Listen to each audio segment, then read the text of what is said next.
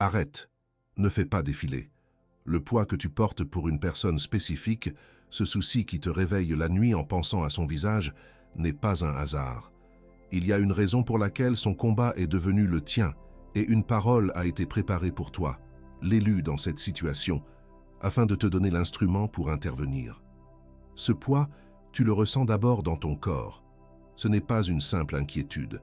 C'est une anxiété physique, une tension constante dans tes épaules, un sommeil qui ne répare plus rien. Tu te réveilles fatigué, comme si tu avais porté le fardeau de l'autre jusque dans tes propres os toute la nuit. Ton corps est en état d'alerte, une sentinelle qui ne sait pas comment monter la garde. Puis ce poids s'installe dans tes décisions, ou plutôt dans ton absence de décision. La paralysie. La peur de dire ou de faire la mauvaise chose, celle qui pourrait aggraver la situation, t'enferme dans un silence que l'autre interprète comme de l'indifférence. Chaque jour, l'occasion de parler se présente, et chaque jour, elle repart, te laissant avec ce goût amer de l'inaction. Et enfin, ce silence empoisonne ton foyer. Tu es là, physiquement présent, mais ton esprit est ailleurs, captif de l'inquiétude. À table, pendant le dîner, le gouffre entre vous deux devient palpable. Tu poses la question, Reg, ça va? Et la réponse est un oui vide, un oui qui ne te regarde pas dans les yeux. Et ce qui était une maison est devenu un espace partagé par deux solitudes. Dans les prochaines minutes, je vais te montrer trois choses. Premièrement, je vais te montrer où tu as réellement été ces derniers mois, non pas comme un spectateur impuissant, mais comme une sentinelle en formation, et pourquoi le silence que tu perçois dans votre relation est en réalité un champ préparé pour ton intervention. Deuxièmement, je te révélerai une parole en hébreu qui définit précisément ton rôle de gardien dans cette alliance. Quand tu entendras cette parole, tu comprendras pourquoi tu es la clé et non le cadenas. Troisièmement, je déclarerai sur toi 3 noms. Ces noms ne décrivent pas qui tu es aujourd'hui, mais qui tu deviens pour cette personne. Si tu pars avant la fin, tu pars sans le sceau de ton autorité dans cette situation. Et il y a une 4e chose que je vais placer entre tes mains avant que ce message ne se termine. Quelque chose que Salomon a laissé consigner pour le Fils de Dieu qui doit traverser le jour commun et qui tient dans la première heure où tu te réveilles en pensant à cette personne. Ce n'est pas un livre à étudier. C'est un instrument pour soutenir le poids de cette impuissance de spectateur qui te consume. J'y reviendrai. Pour l'instant, garde ça. Une graine de responsabilité a été plantée en toi, non pour que tu souffres en silence, mais pour que tu te tiennes comme un gardien. Cette situation n'est pas une épreuve pour ta patience, c'est une invitation à te lever dans une nouvelle autorité, celle du réparateur de brèches. Avant que je ne te livre cette parole, il faut que tu comprennes quelque chose. Si tu sens dans ton esprit que ce message ne t'a pas trouvé par hasard, si le nom et le visage de cette personne sont clairs pour toi en ce moment même, écris « présent » juste en bas. Pas pour moi, mais pour que le ciel enregistre que tu as accepté ta mission de sentinelle, pour que tu déclares que tu ne seras plus un simple spectateur. Et précisément à ce sujet, au sujet de ce téléphone que tu regardes sans qu'il ne sonne, de ce dos qui te tourne la nuit, de ce sourire forcé à la table du dîner, il y a quelque chose que Boaz a compris et que Salomon a consigné, une clé de 2 minutes qui s'adapte à ton jour commun et que je te montrerai plus tard. Garde-la au fond de ta tête. Et si tu dois partir avant la fin de cette vidéo, cet instrument t'attend déjà dans le premier commentaire épinglé juste ici dessous, mais je te demande de rester jusqu'au bout, parce que sans le contexte qui vient maintenant, la clé ne fonctionne pas avec la même force dans ta main. Avant de te donner cette parole, je veux que tu reconnaisses 5 choses qui se produisent déjà. Ce ne sont pas des prédictions, ce sont des reconnaissances, des choses que tu vis déjà, mais que tu n'as pas encore nommées. Et si j'ai raison sur au moins 3 d'entre elles, alors toi et moi saurons exactement pourquoi tu t'es arrêté sur cette vidéo aujourd'hui. Le premier signal est le fardeau partagé. Tu ressens la douleur de l'autre personne avec une intensité qui te surprend toi-même. Ce n'est pas juste de la sympathie. C'est une anxiété qui s'est logée dans ton corps, une alerte constante qui te tend les muscles et perturbe ton sommeil. Ce que tu prends pour de l'inquiétude est en réalité une intercession qui a commencé en toi sans ta permission. C'est la première preuve que tu n'es pas un simple spectateur. Tu es déjà sur le champ de bataille. Le deuxième signal est la répétition des scénarios. Tu observes, impuissant, cette personne répéter les mêmes erreurs, tomber dans les mêmes pièges, comme si elle était prise dans un cycle invisible. Tu vois la fin du film avant même qu'il ne commence. Ce qui te semble être une boucle sans espoir est en réalité la délimitation claire du territoire où tu es appelé à intervenir. L'ennemi ne varie ses attaques que lorsqu'il est menacé. Cette répétition est la carte de ton champ de mission. Le troisième signal est le silence à table. C'est le soir. Le poids de la journée est dans la pièce. Tu poses la question, ça va? Et la réponse est un oui qui ne te regarde pas dans les yeux. Un oui prononcé en regardant l'assiette, le téléphone, n'importe où sauf ton regard. Ce qui ressemble à une distance qui se creuse est en fait l'invitation la plus claire à briser le son. Non pas avec une autre question vide, mais avec une parole de connaissance, une intervention guidée par la sagesse. Et au sujet de ce oui vide que tu viens de reconnaître à table, j'ai déjà laissé l'instrument qui t'attend dans le premier commentaire épinglé. Si tu dois partir avant la fin, il est là. Mais reste, parce que le nom hébreu de ce qui se passe entre vous n'a pas encore été prononcé. Le quatrième signal, ce sont les rêves perturbants. Tu te réveilles au milieu de la nuit, le cœur battant, avec des images fragmentées de cette personne en difficulté, perdue ou en danger. Ton esprit essaie de rationaliser cela comme ton propre stress, ton anxiété qui déborde. Mais ce n'est pas ça. C'est l'esprit qui te montre, dans la seule dimension où tu ne peux pas l'ignorer, les véritables enjeux spirituels de la situation. Ce sont des briefings de nuit pour la sentinelle que tu es. Et le cinquième signal est l'épuisement inexpliqué. Tu es fatigué. Une fatigue profonde qui n'a rien à voir avec tes heures de sommeil. Tu pourrais dormir 10 heures et te réveiller avec le même poids sur les épaules. Ce qui semble être un burn-out est en réalité le poids de la charge spirituelle que tu portes pour 2 personnes. C'est le signe le plus clair que l'heure n'est plus à porter le fardeau avec ta propre force, mais à recevoir l'instrument conçu pour le gérer. Ces 5 signes que tu viens de reconnaître ne sont pas des symptômes d'un effondrement. Ce sont les signes d'un éveil, le signal que Dieu t'appelle à passer du rôle de spectateur inquiet à celui d'intervenant oint. Et le nom de ce qui s'éveille en toi est contenu dans un seul mot hébreu, un mot qui a le pouvoir de transformer ton anxiété en autorité. Avant de te montrer l'instrument que Salomon a laissé pour le jour commun, je dois te donner le nom hébreu de ce que tu es appelé à faire. Parce que l'instrument n'a de sens qu'une fois que tu connais le nom de ta mission. Il y a une parole en hébreu qui définit exactement l'amour loyal que tu es censé incarner. Une parole qui recontextualise tout ce que je viens de te décrire dans les dernières minutes. Il existe une parole dans l'hébreu original qui change tout ce que tu pensais savoir sur la façon d'aider. Et ce qui vient maintenant va t'expliquer pourquoi tout est arrivé dans cet ordre précis. Et savoir ce qui doit être dit, mais rester une nuit de plus en silence, ce n'est pas ce que Salomon a préparé pour toi. Il a préparé autre chose, et cette autre chose, c'est ce que je vais te remettre maintenant. Ce n'est pas de la théorie, c'est un instrument. Le code de la sagesse de Salomon est l'instrument que Salomon a laissé pour le Fils de Dieu, qui doit traverser le jour commun sans perdre ce qu'il a reçu dans l'intimité. Quand tu vois la discussion que tu dois avoir s'éloigner un peu plus chaque jour et que le cycle du silence recommence, tu as besoin de l'instrument qui brise l'impuissance du spectateur. Quand tu rentres à la maison et que tu sens le poids de ce qui n'est pas dit s'installer entre vous deux, transformant un refuge en champ de mine, tu as besoin de l'instrument qui brise l'impuissance du spectateur. Quand tu dois te tenir comme un gardien de l'alliance, mais que tu te sens comme un spectateur anxieux, incapable de protéger ce que tu aimes le plus, tu as besoin de l'instrument qui brise l'impuissance du spectateur. Et si tu sens en ce moment que c'est exactement ce dont tu as besoin, avant même que je continue, pose ton pouce maintenant sur le lien dans le premier commentaire épinglé. Ne clique pas encore. Pose juste ton pouce, sans le poids de la décision, avant de prendre la décision. Cet instrument, ce n'est pas une méthode pour faire plus. C'est un instrument pour soutenir plus.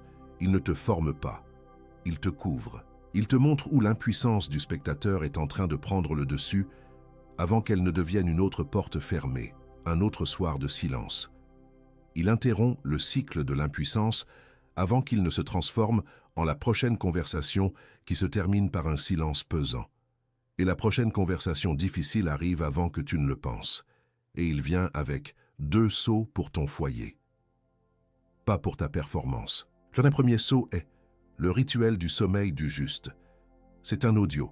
Tu ne le lis pas. Tu te couches. Et ce que tu appelais insomnie, aujourd'hui tu l'appelleras veille non scellée.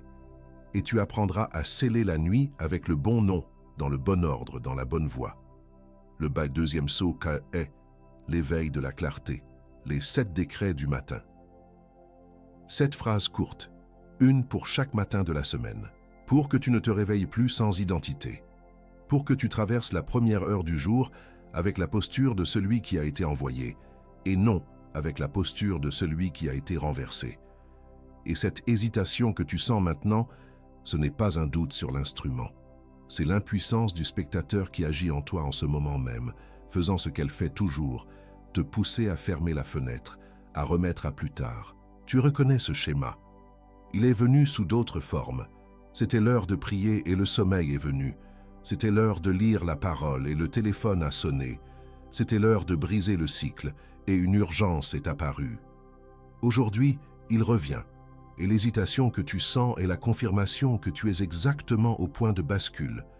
Celui qui hésite ici est celui qui doit être ici.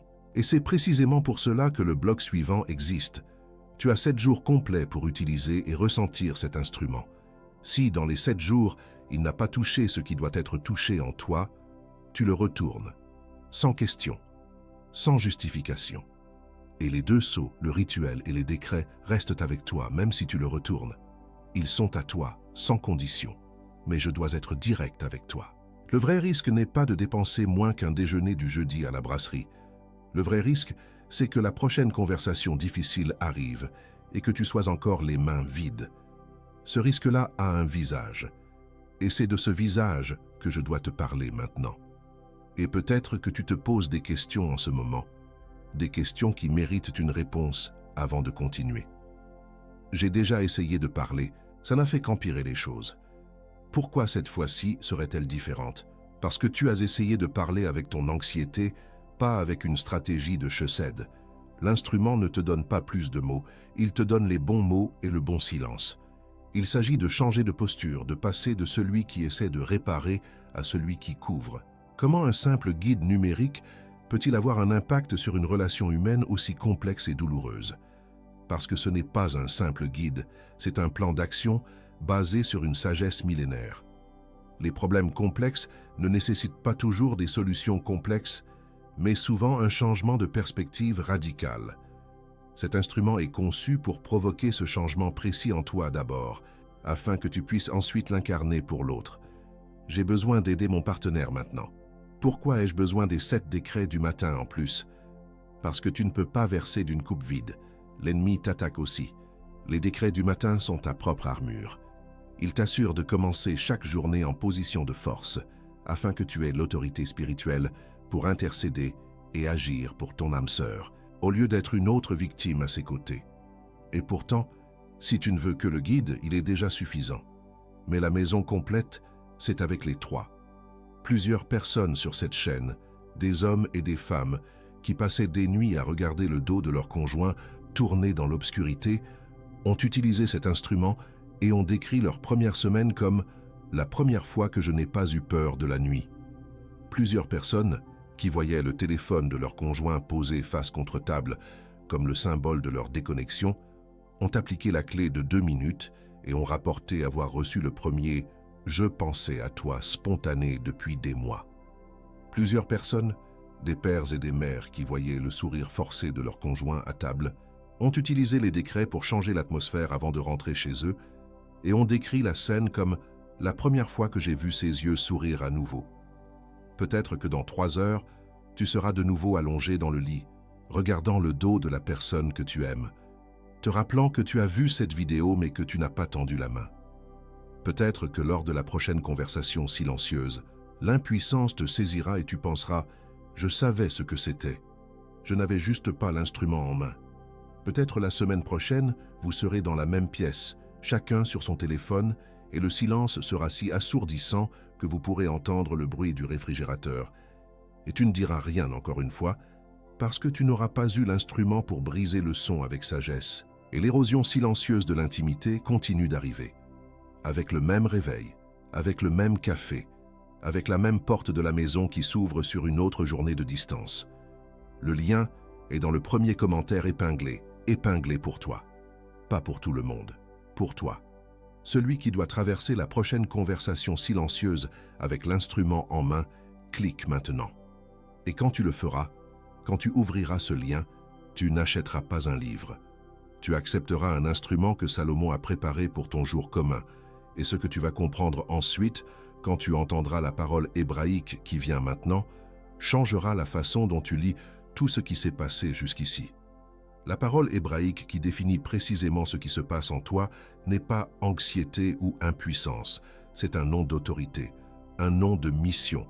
Cette parole est chesed. Prononce-la avec moi, rised, avec une respiration douce sur le début. Chesed. Cela se traduit par bonté ou miséricorde, mais c'est une traduction faible. Le chesed est un amour loyal qui agit. C'est la fidélité inébranlable à une alliance, non pas basée sur ce que tu ressens, mais sur qui tu es. Ce n'est pas une simple parole. C'est une posture. C'est l'état de celui qui se tient dans la brèche, non par émotion, mais par engagement. C'est une force qui se souvient des promesses quand le monde, et même la personne que tu aimes, a oublié. Quand tu entends ce nom, tu le reconnais, car il agissait déjà en toi. Tu n'avais juste pas encore le mot pour le nommer. Et sur cette parole est écrit, dans le psaume 4, au verset 9, « Je me couche et je m'endors en paix, car toi seul, ô Éternel, tu me donnes la sécurité dans ma demeure. » Ce n'est pas une promesse pour plus tard, c'est une déclaration d'état. La paix n'est pas l'absence de problème à l'extérieur, c'est la présence de l'autorité à l'intérieur. Celui qui peut dire cette phrase avec son âme en paix est celui qui est couvert par le nom de Chesed, pas celui qui s'efforce d'y être, celui qui y demeure. Regarde Boaz. Nous le voyons comme un homme riche et puissant, mais imagine-le un instant avant. Un homme de bien, qui voit le système autour de lui, qui connaît la loi, mais qui sent aussi un poids qui n'est pas écrit dans les livres. Il voit la lignée de sa propre famille, la lignée d'Elimelech, s'éteindre dans le silence et le deuil de Naomi. Il ressent une obligation qui n'a pas encore de visage, une responsabilité qui n'a pas encore de chemin clair. Le problème concret arrive dans son champ. Une femme, une étrangère, Ruth, une Moabite. L'incarnation de la vulnérabilité. Pour les autres, elle est une veuve, une pauvre qui glane les restes. Mais Boaz, mu par cet esprit de Chesed, voit autre chose. Il voit le dernier fil d'une alliance sur le point de se rompre. Il voit le reflet du désespoir silencieux de Naomi. Le problème n'est pas la fin de Ruth, c'est la mort d'une lignée. Et sa sagesse s'active. Ce n'est pas un miracle, c'est une stratégie divine. Son chesed n'est pas de la pitié, c'est une loyauté active. Il ne lui donne pas un sac de grains, ce qui serait une aide temporaire. Il crée un système de protection pour elle, au sein même de son système de production. Il ordonne à ses hommes, ne la touchez pas, laissez-la passer. Tirez même quelques épis pour elle. Il ne lui donne pas la charité, il lui donne la dignité et la sécurité. Imagine la scène, le soir, le travail est terminé. Boaz ne compte pas seulement sa récolte, il regarde de loin et il voit Ruth, en sécurité parmi son peuple, travaillant sous sa couverture de protection. Il ne ressent pas de la fierté, il ressent la justesse de l'ordre qu'il a établi, la paix d'une obligation qui n'était écrite nulle part, mais qui était gravée dans son esprit d'alliance. Il a exercé son chesed. La véritable bascule ne se produit pas dans le champ, elle se produit dans la maison de Naomi. Quand Ruth rentre, non pas avec quelques grains, mais avec une abondance et plus importante encore, avec une histoire. L'histoire d'une protection, d'une couverture, d'un nom. Et dans cette maison où régnait le silence de la mort, l'espoir renaît. Le cycle de la perte est brisé, non par un cri vers le ciel, mais par l'action stratégique et loyale d'un homme sur la terre. Et ce que Boaz a dû improviser sur le champ, mu par cet amour loyal, tu peux le faire maintenant. Non pas parce que tu es comme lui, mais parce que la clé est la même. L'instrument que Salomon des années plus tard a consigné et transformé en un code applicable est le même qui t'attend dans le premier commentaire épinglé. Tu te souviens de la graine de responsabilité que je t'ai mentionnée au tout début? Cette graine qui semblait plantée dans la terre aride de ton impuissance? La parole que tu viens de recevoir, Chesed, est le vrai nom de cette terre. Et l'instrument que Salomon a laissé, c'est l'eau qui te permet d'irriguer cette terre, pour que la graine ne meure pas avant la moisson.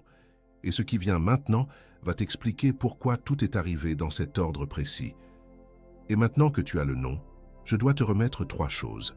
Le type de ton appel, 3 noms qui te traverseront jusqu'à la fin de l'année, et les armes pour ne pas perdre ce que tu as reçu. Commençons par le type. Et avant que je ne scelle les 3 noms sur toi, je dois savoir dans quel type d'appel tu te trouves, parce que les 3 noms changent en fonction du type, et l'instrument s'applique différemment à chacun. Il y a d'abord le bâtisseur de foyer, I. Son appel est de faire de sa maison un sanctuaire de paix, un refuge contre le monde extérieur. Tu te reconnais si tu es plus sensible que quiconque à l'atmosphère de ta maison, si un silence pesant après une dispute te pèse physiquement, si les problèmes du travail qui s'infiltrent dans l'espace sacré de ton foyer te sont intolérables. L'ennemi t'attaque en empoisonnant cette atmosphère, en transformant le silence en tension et la maison en champ de mine. Si ton plus grand désir est de voir la paix régner entre tes murs, tu es de ce type. Ensuite, il y a le connecteur d'âme. Son appel est de maintenir une connexion profonde, authentique, une intimité qui va au-delà des mots. Tu te reconnais si un malentendu avec ton partenaire te hante pendant des jours, si tu ressens la distance émotionnelle comme un vide physique, si tu as l'impression de vivre avec un étranger, partageant un toit mais pas une vie.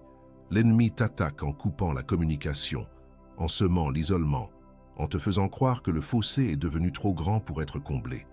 Si ton âme aspire à une connexion sans filtre, tu es de ce type. Enfin, il y a le gardien du pacte. Son appel est de protéger la sainteté et la force de l'alliance elle-même, que ce soit un mariage ou un engagement profond. Tu te reconnais si tu ressens une responsabilité sacrée pour la pérennité de votre union. Si la simple idée d'une brèche dans la fidélité, qu'elle soit émotionnelle ou physique, te révulse.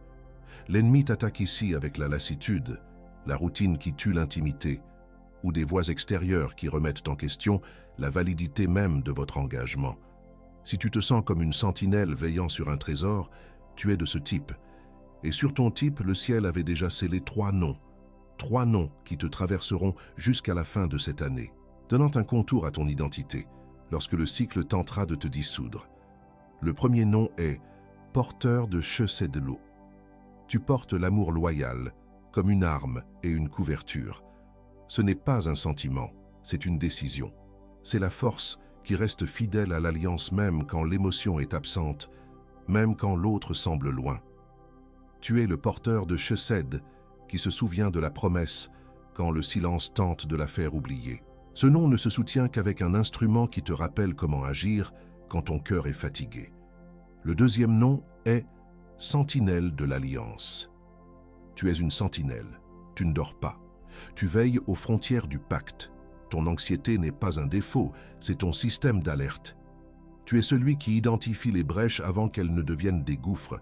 Tu es la sentinelle de l'Alliance qui se tient dans la prière et dans l'action pour réparer ce que l'ennemi tente de voler la nuit.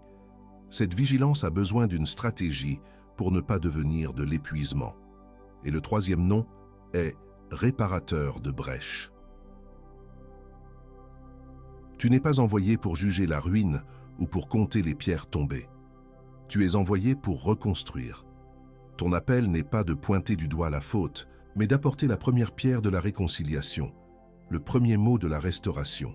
Tu es le réparateur de brèches, qui sait qu'une parole de sagesse au bon moment a le pouvoir de reconstruire ce que des années de silence ont érodé.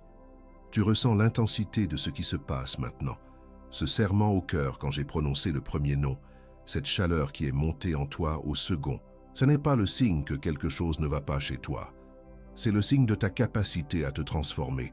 L'intensité de l'attaque est proportionnelle à la capacité de la percée. Celui qui ressent faiblement aura une percée faible. Celui qui ressent fortement aura une percée forte.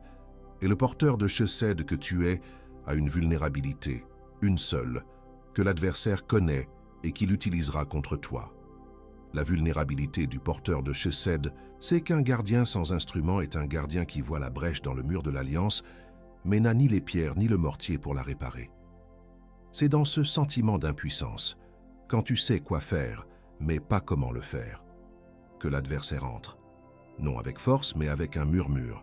Et tu reconnais ce murmure, car il est déjà apparu lors de la dernière conversation qui s'est terminée par un silence pesant. Ce que Salomon a laissé pour toi pour couvrir cette vulnérabilité, ce n'est pas un autre livre à lire. C'est un rituel appliqué pour que tu puisses te traverser la prochaine conversation difficile sans avoir à négocier avec ce murmure, sans avoir à entendre « je te l'avais dit ». Le lien vers le code de la sagesse de Salomon est dans le premier commentaire épinglé, t'attendant comme il l'a fait au début de cette vidéo. Mais maintenant, avec le nom Chesed et ses 3 noms en toi, il n'arrive pas dans ta main comme un livre. Il arrive comme un instrument de couverture. Et il y a encore 3 choses qui doivent être dites avant que je ne t'envoie. Si l'un de ces 3 noms t'a frappé plus fort, écris le numéro ci-dessous. 1, 2 ou 3. Pas pour moi, mais pour sceller ton choix devant le ciel. Mais avant que je ne t'envoie, il y a 3 tactiques spécifiques que l'adversaire utilisera contre les 3 noms que je viens de te remettre. Il les utilisera pour te faire douter, non pas de Dieu, mais de ta capacité à être un canal pour l'autre. La première tactique est le poison de la comparaison. Il murmurera à ton oreille le nom d'autres couples.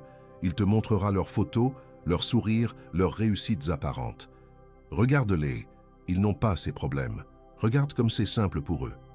Il utilisera leur façade de perfection pour invalider la légitimité de ton combat, pour te faire croire que ton alliance est défectueuse, anormale, et que tu es seul dans cette lutte. C'est une attaque directe contre ton identité de porteur de Chesed. La deuxième tactique est la traduction du silence. L'adversaire prendra le silence de l'autre, un silence qui est en réalité un cri de douleur ou un mur de protection, et il te le traduira comme un rejet personnel. Tu vois, il, elle, ne veut pas de ton aide. Ton silence est mieux que tes mots. Chaque tentative ne fait qu'aggraver les choses. Il utilisera ce silence pour te convaincre que ton rôle de sentinelle est inutile, que le mur est déjà trop haut et que la brèche est trop large. La troisième tactique est la fatigue du seuil. Elle intervient juste avant la percée. C'est quand tu sens que tu as tout donné, que tu es à bout de force. L'adversaire viendra alors avec une offre de paix, un faux soulagement. Tu en as assez fait. Repose-toi, laisse tomber pour ce soir, demain est un autre jour. Il sait que la victoire est souvent à une prière, une parole, une action de distance. Il t'offrira le confort de l'abandon juste avant la ligne d'arrivée pour que le réparateur de brèche que tu es dépose ses outils devant le dernier mur à reconstruire. Mais pour chacune de ces tactiques, une arme a été préparée pour toi. Contre le poison de la comparaison, tu as l'arme du sceau de la trajectoire unique. Cette arme te rappelle que ton alliance a été forgée dans un feu unique, avec une promesse unique. Elle ne peut être mesurée à l'aune d'aucune autre. Elle scelle tes yeux pour qu'ils ne regardent plus à droite ou à gauche, mais seulement à celui qui a scellé le pacte. Quand la comparaison vient, tu déclares « Mon alliance n'est pas sur le marché, elle est sur l'autel ». Et son histoire est écrite par Dieu, pas par les hommes. Contre la traduction du silence, tu as l'arme de la mémoire de l'alliance. Cette arme est un registre intérieur qui te rappelle non pas les derniers jours de silence, mais les premières promesses, les fondations de votre engagement. Elle te rappelle le « oui » originel, la raison pour laquelle ce pacte a été scellé. Quand le silence de l'autre te crie le rejet, tu actives cette mémoire et tu déclares « Je n'écoute pas le silence de la douleur, j'écoute le son du pacte, et le pacte parle plus fort. » Et contre la fatigue du seuil, tu as l'arme de la persévérance de la dernière heure. C'est la force de rester debout une minute de plus quand tout ton corps veut s'asseoir. C'est la reconnaissance que la plus grande pression de l'ennemi vient toujours juste avant sa défaite. C'est une racine spirituelle qui s'enfonce profondément quand le vent souffle le plus fort. Quand la tentation d'abandonner devient écrasante, tu saisis cette arme et tu déclares « Je ne suis pas payé à l'heure mais à la mission. Et ma mission se termine quand la percée arrive, pas quand la fatigue s'installe. » Et ces 3 armes, seules, sont un souvenir. Avec l'instrument, elles deviennent une couverture. Reconnaître le cycle de l'impuissance du spectateur sans avoir l'instrument que Salomon a laissé, c'est recevoir le diagnostic sans le traitement. C'est se réveiller face au problème sans le remède sur la table de chevet. Quand la prochaine porte se fermera un peu trop doucement et que l'impuissance du spectateur te fera sentir ce poids dans la poitrine, le cycle demandera ton silence. Tu as besoin de l'instrument avant, pas après. Quand tu verras une vieille photo de vous deux en train de rire et que la comparaison avec le silence d'aujourd'hui te coupera le souffle, le cycle demandera ton désespoir. Tu as besoin de l'instrument avant, pas après. Quand la prochaine opportunité pour une conversation profonde se présentera et que la peur de dire la mauvaise chose te poussera à choisir la sécurité du silence, le cycle demandera ta paralysie. Tu as besoin de l'instrument avant, pas après. La reconnaissance sans l'instrument te laisse là où tu as toujours été, connaissant le nom, mais les mains vides. Et c'est pourquoi il y a un dernier obstacle qui doit être nommé avant que tu ne dises « Amen ». Cet obstacle n'est pas le doute, ce n'est pas la peur, c'est quelque chose de plus subtil. C'est le réflexe de diminuer pour ne pas déranger. C'est une forme de fausse humilité qui te dit que ton intervention serait une intrusion, que de nommer le problème serait un manque de respect, que de vouloir aider serait de l'orgueil. C'est la peur de paraître ingrat pour ce que tu as déjà, en voulant plus, en voulant mieux. Cette voix semble sage et prudente, mais c'est le gardien le plus efficace du statu quo. C'est la chaîne dorée qui te lie à ton impuissance de spectateur. Mais avant que je ne te libère, il y a un dernier point. Je veux que tu te prépares maintenant. Ferme les yeux, ou du moins détourne ton regard de l'écran. Place ta main droite sur ta poitrine. Respire profondément. Laisse l'air sortir lentement. Ce qui suit n'est plus une leçon, c'est une prière. Père, je te remets cette fatigue. La fatigue qui s'est accumulée ces derniers mois, ce poids que j'ai porté seul quand personne ne regardait. Je te remets l'insomnie que j'ai appelée normale, cet état d'alerte constant que j'ai pris pour ma personnalité. Je te remets l'anxiété qui s'est logée dans mes épaules et le silence qui a rempli ma maison. Je te les dépose maintenant, et je déclare que je ne reculerai pas. Je ne reviendrai pas en arrière. Je n'abandonnerai pas 24 heures avant le tournant. La pression que j'ai sentie n'était pas un signe de faiblesse, c'était un signe de proximité. La proximité du changement qui se trouve dans les heures qui viennent, dans le prochain jour ordinaire, dans la prochaine conversation silencieuse. Je reste ici, je ne bouge pas, et je reçois maintenant les 3 noms qui ont été scellés sur moi.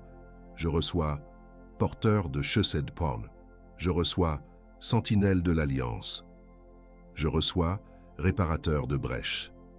Pas pour m'en vanter, pour m'en souvenir, pour que je traverse ce qui vient avec ces noms sur mes lèvres, dans ma posture, dans mon cœur. Et avant la voix qui vient maintenant, je veux que tu entendes une chose. L'intensité de ce que tu as traversé ces derniers mois n'est pas la preuve que quelque chose ne va pas chez toi. C'est la preuve que tu es exactement là où tu as toujours su que tu étais.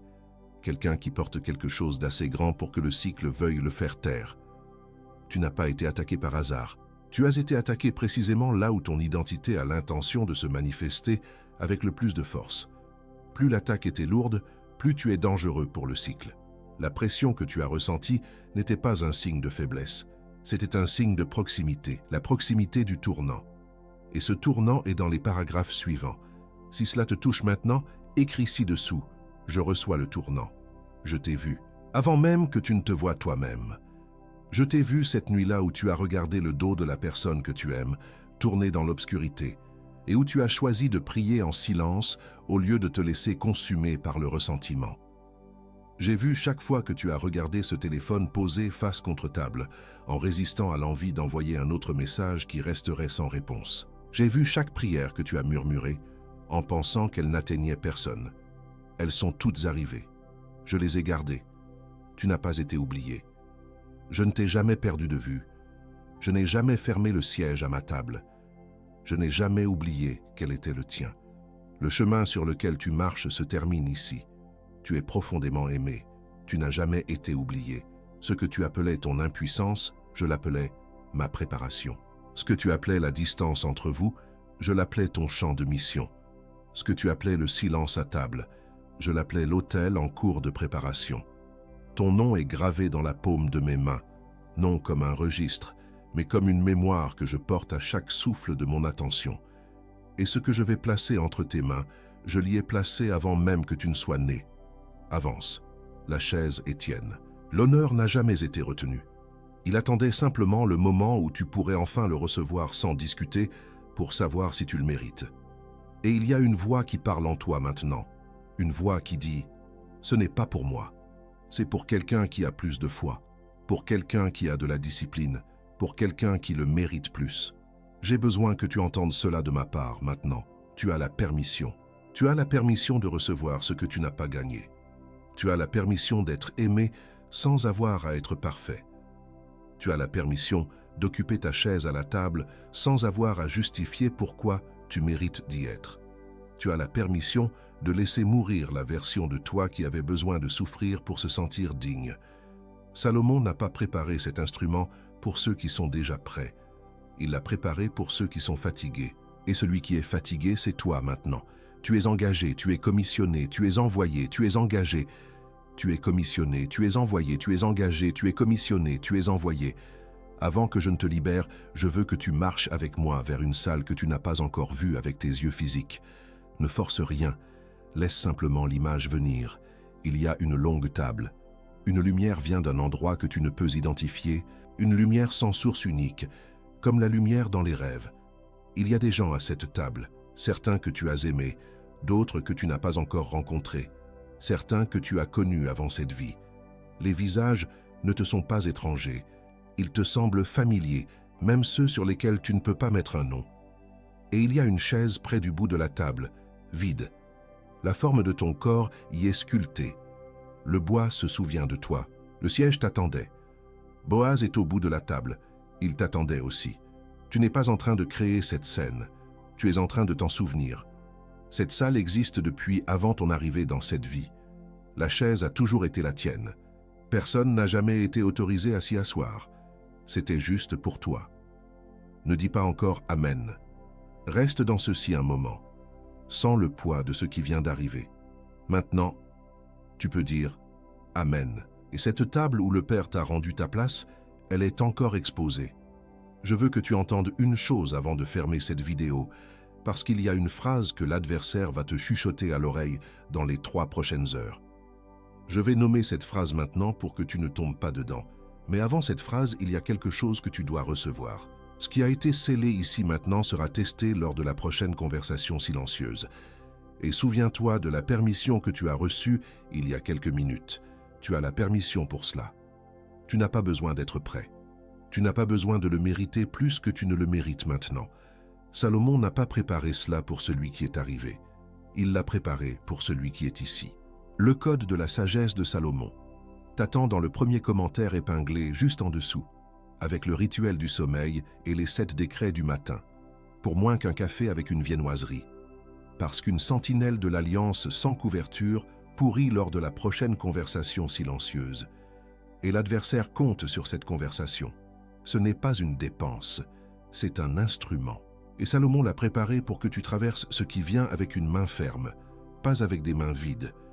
Avec une garantie de 7 jours complets, le risque est pour nous.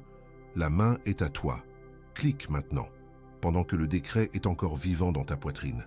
Pas demain, pas après la douche, pas après avoir parlé à quelqu'un, car la première personne à qui tu parleras aura une opinion raisonnable qui te coûtera l'instrument. Car celui qui remet à plus tard remet à jamais. Et l'adversaire le sait déjà. La phrase est « Laisse-le là tranquille, c'est son combat, pas le tien ». Il va murmurer ça quand la prochaine conversation se terminera par un silence, parce que c'est exactement le moment dont l'impuissance du spectateur a besoin pour te tirer en arrière.